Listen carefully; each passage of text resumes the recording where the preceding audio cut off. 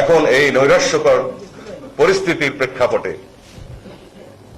দেশের মধ্যে গন্ডগোল সৃষ্টি না করে, দেশের মধ্যে ফিতনা সৃষ্টি না করে, কারোর শিকায়ত গীবত না করে, পরনিন্দা পরচর্চা না করে, কারোর ভুল ত্রুটি না ধরে আমাদের দরকার এখন শুধরানো, আমাদের দরকার আমাদের আত্মসমালোচনা, আমাদের দরকার একতাবদ্ধ হওয়া, সব ভাইকে নিয়ে আলোকিত সমাজ, সুশীল সমাজ, বিজ্ঞজন, সুধীজন এবং সর্বস্তরের মানুষকে বুকে টেনে নিয়ে একটি সংসার হিসাবে দেশকে যদি আমরা টেনে তুলতে পারি এবং এখন থেকে যদি এই চাষরা কাটারের উল্টো দিকে আমরা যদি বৈঠা ঠেলতে পারি, তাহলে হয়তো এই সম্ভাব্য উত্তাল তরঙ্গের হাত থেকে আমরা দেশকে, জাতিকে রক্ষা করতে। এখন কোনো কারণে যদি মধ্যপ্রাচ্যে যুদ্ধাবস্থা শুরু হয়, সেখানে যদি ইরান ইসরায়েল যুদ্ধ শুরু হয়, সেই যুদ্ধ ছড়িয়ে পড়বে এবং সেখানে দুটি বলয়ের পরাশক্তি তারা সেখানে হস্তক্ষেপ করবে। পরিস্থিতি ঘোলাটে পরিস্থিতিতে আমাদের রেমিটেন্স বন্ধ হইতে পারে। তখন আমাদের অবস্থা কি হবে?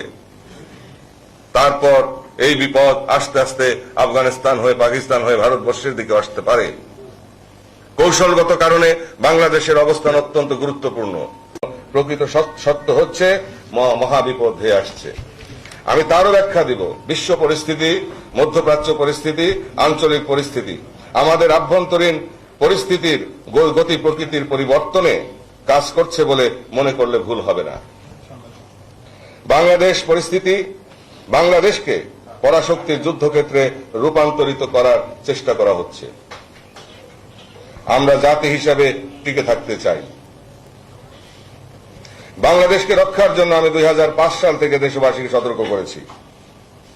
তখন আমি জাতীয় ঐক্যের ডাক দিয়েছিলাম। এখন কথা হলো যে পশ্চিমা দেশগুলো, উন্নত দেশগুলো, যারা অর্থনৈতিকভাবে, সামরিকভাবে আত্মনির্ভরশীল হয়েছেন, সেখানে আমরা অর্থনীতির ধস দেখছি। অর্থনীতির যুদ্ধ শুরু হয়েছে দুটি মেরুর মধ্যে পৃথিবীতে। একটি হচ্ছে চীন রাশিয়া অক্ষশক্তি, একটা হচ্ছে ইঙ্গো মার্কিন অক্ষশক্তি। সঙ্গত কারণেই পৃথিবীকে ডিকটেট করার জন্য, পৃথিবীতে প্রাধান্য বিস্তার করার জন্য তাদের মতো অবস্থান থেকে তারা চেষ্টা করবে। এজন্য তাদেরকে সমালোচনা করা আমাদের উচিত নয়। তারা চেষ্টা করবে, তারা তাদের প্রাধান্য বিস্তারের চেষ্টা করবে, তারা তাদের বলয় বৃদ্ধির চেষ্টা করবে, এটাই স্বাভাবিক। কিন্তু প্রশ্ন সেখানে নয়। এর ধারাবাহিকতায় যে যুদ্ধাবস্থা বিরাজ করছে মধ্যপ্রাচ্যে, আপনারা পরিবর্তিত পরিস্থিতি সম্পর্কে, প্রতিদিনকার উদ্ভূত পরিস্থিতি সম্পর্কে পত্র পত্রিকাতে বা ইন্টারনেটে ডাউনলোড করে আপনারা নিউজ দেখতে পারেন।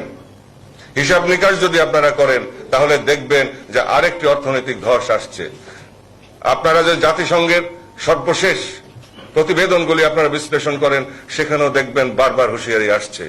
খাদ্যশস্যের হুঁশিয়ারি এবং যুদ্ধাবস্থার হুঁশিয়ারি, অর্থনৈতিক ধসের হুঁশিয়ারি IMF থেকে, ওয়ার্ল্ড ব্যাংক থেকে বারবার দেওয়া হচ্ছে।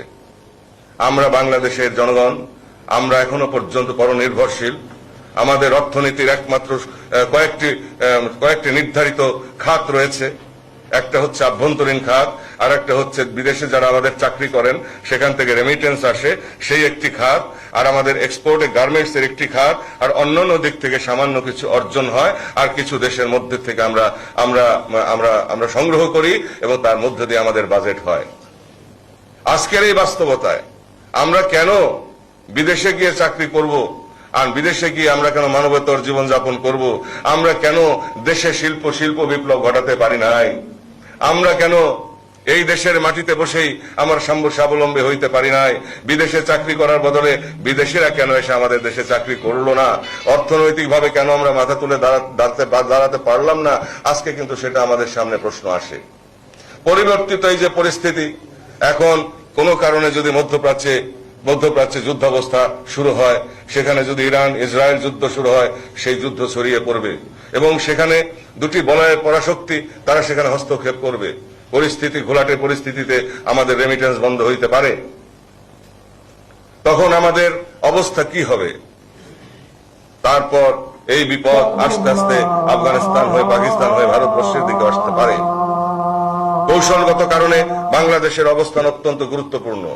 বাংলাদেশ চীন এবং ভারতের পেটের মধ্যে উপস্থিত, আকিয়াব চ্যানেলের মুখে, যেখান দিয়ে ইউরোপ থেকে পণ্যবাহী জাহাজ এবং যুদ্ধ জাহাজ যাতায়াত করবে বঙ্গোপসাগর হয়ে, সেই মুখের মধ্যে বাংলাদেশের অবস্থান।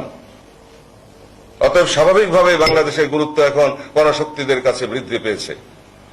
দুটি অক্ষশক্তির কাছে এখন বাংলাদেশের গুরুত্ব অপরিসীম, কিন্তু বিপদও কিন্তু অপরিসীম। আমি কিন্তু পরিষ্কার ভাষায় বলি, আমাদেরকে সতর্ক যদি আমরা না হই, তাহলে কিন্তু আমাদের সম্মুখ বিপদ আমাদেরকে ভোগ করতে হবে। যদি সে ধরনের পরিস্থিতির উদ্ভব হয়, তাহলে মধ্যপ্রাচ্য থেকে যদি আমাদের অর্থের উৎস বন্ধ হয়, হুমকির মুখে পড়ে, লিবিয়ার অবস্থা আপনারা জানেন, মিশরের অবস্থা আপনারা জানেন, সিরিয়ার অবস্থা আপনারা জানেন, ইরাকের অবস্থা আপনারা জানেন, বাহরাইনের অবস্থা আপনারা জানেন, নিকট অতীতে আপনারা কাতারের অবস্থা জানেন, আরব আমিরাতের অবস্থা জানেন, সৌদি আরবের অবস্থা আপনারা উপলব্ধি করছেন। রাজতন্ত্রের বিরুদ্ধে, শাসন ব্যবস্থার বিরুদ্ধে বিক্ষুব্ধ মানুষদের সংগ্রাম আপনারা জানেন, এবং সেই সংগ্রামের উদ্ভূত পরিস্থিতি, আরো ইরান ইসরায়েলের সাথে সম্পর্ক, এই সম্পর্কে ধারাবাহিকতায় যদি সেখানে যুদ্ধাবস্থা শুরু হয়, দেখা দেয় এবং যুদ্ধ শুরু হয়ে যায়, তাহলে আমাদের জনগণের নিরাপত্তা কি হবে? আমাদের যে অর্থনীতি সেখান থেকে আসে, যে রিসোর্সেস সেখান থেকে আসে, সেই রিসোর্সে যদি হুমকির মুখে পড়ে, আমরা কিভাবে বাঁচবো? আমাদের বাজেট কিভাবে হবে? আমরা কিভাবে চলবো? সেগুলি নিয়ে কিন্তু এখন ভাবার প্রয়োজন আছে। এবং এটা আফগানিস্তান হয়ে পাক ভারত উপমহাদেশ এই অঞ্চলের মধ্যে যদি বিস্তৃত হয়, এই কালো মেঘ যদি ধেয়ে আসতে থাকে, এই ষড়যন্ত্রের বিষবাষ্প যদি আসতে থাকে, এবং আপনারা জানেন যে আমাদের পার্শ্ববর্তী রাষ্ট্র এবং তারপরে পাকিস্তান, সেখানেও তারা পরমাণু বোমা নিয়ে প্রস্তুত। সেখানে যদি কোনো ধরনের উত্তেজনা বিরাজ করে, কোনো যুদ্ধাবস্থা সৃষ্টি হয় এবং যুদ্ধ যদি লাগিয়ে দেওয়া হয়, তাহলে তখন আমাদের পলিসি কি হবে? সামগ্রিক অর্থে আজকে যা কিছু আপনাদের সামনে উপস্থাপন করলাম, এটা জাতীয় স্বার্থে আমি মনে করি যে সে ধরনের পরিস্থিতি ধীরে ধীরে আসতে শুরু করেছে। বিশ্বের আকাশে বিপদের ঘনঘটা দেখা যায়, মধ্যপ্রাচ্যের আকাশে বিপদের কালো মেঘ ছেয়ে গেছে, এবং যেই মেঘ আস্তে আস্তে আফগানিস্তান হয়ে, ভারতবর্ষ হয়ে, ধীরে ধীরে পাকিস্তান হয়ে, যার কিছু কিছু বাতাস, নিম্নচাপের কিছু বাতাস বাংলাদেশেও বইতে শুরু করেছে পর্দার আড়াল থেকে। অতএব এখন এই বিশ্ব পরিস্থিতি, আঞ্চলিক পরিস্থিতির এই গুরুত্বের আলোকে বাংলাদেশের বুভুক্ষ জনতাকে বুকে নিয়ে তাদেরকে লালন পালন করে এই বাংলাদেশ রাষ্ট্র সংসারকে আমরা কিভাবে রক্ষা করব, সেগুলি কিন্তু রাজনীতিবিদদের চিন্তা করতে হবে, এদেশের সর্বস্তরের মানুষকে চিন্তা করতে হবে। তাই সময়ের কাজ সময়ে করার জন্য আমি আহ্বান জানাই। গণতন্ত্র প্রাতিষ্ঠানিক রূপ লাভ করে নাই, মানবাধিকার এখনো স্বীকৃতভাবে প্রতিষ্ঠিত হয় নাই, এবং অর্থনৈতিকভাবে আমাদের মুক্তি আসে নাই, সামরিকভাবে আমরা মাথা তুলে দাঁড়াতে পারি নাই, এটাই বাস্তবতা। এবং সত্যকে স্বীকার করার মধ্যে কোনো ধরনের লজ্জাবোধ থাকা উচিত নয়। আর এই জন্য বর্তমান ক্ষমতাসীন সরকার অথবা অন্যান্য দলগুলি তাদেরকে এককভাবে দায়ী করেও কোনো লাভ নাই। অনেক দিনের ধারাবাহিক অবক্ষয়ের কারণে আজকে আমাদের এই অবস্থান।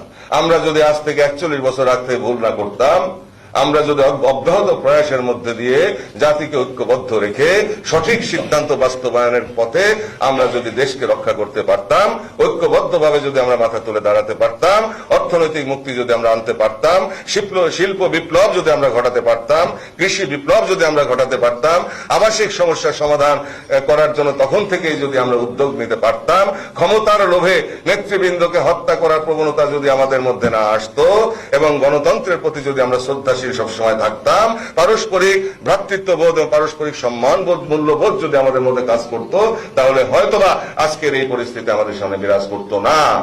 হয়তোবা আমাদের দেশকে সম্মান করত সবাই পৃথিবীতে, এবং আমাদের আধিপত্য থাকতো সব জায়গায়। এখন এই নৈরাশ্যকর পরিস্থিতির প্রেক্ষাপটে